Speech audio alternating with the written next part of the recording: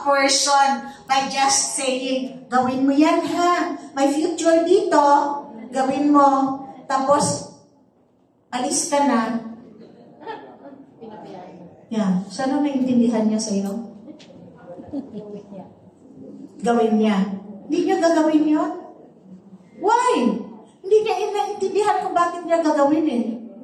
But try to invest your time to that person.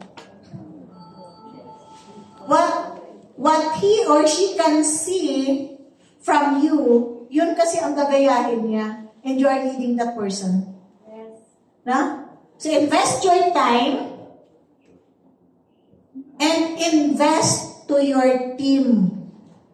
So walang team na nag-grow that you do not want to invest time and money.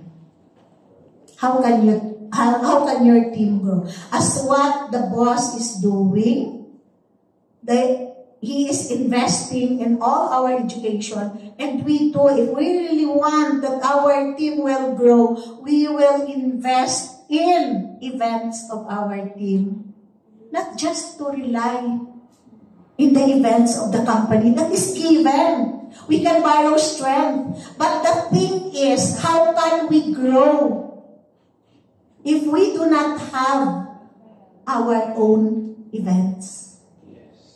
Because our people will follow us. They will do the same to have their own events. And eventually, makita mo na lang, you have a very big team by doing so. The company is setting example for us. No? Setting example for us. Hey, we are conducting events. So if we want to be big, we will do the same. Invest. Invest to the people. Invest to the team. It's not na all our what we have. It's for us to enjoy. Correct. Yes. For our team to grow. True. So now, the next is, we are near na to kasi mukhang 7:12 na. No? The size of the team depends on how big your heart is. What does it mean? As what I always say that if you do not have the heart to really do this, if you do not have the heart, you will not stay. Why you will not stay? You will encounter a lot of issues, a lot of problems. If one of your leader will come to you, complain this and complain that, how can you resolve that? No? How can you resolve if you do not have that big heart to understand? Tama?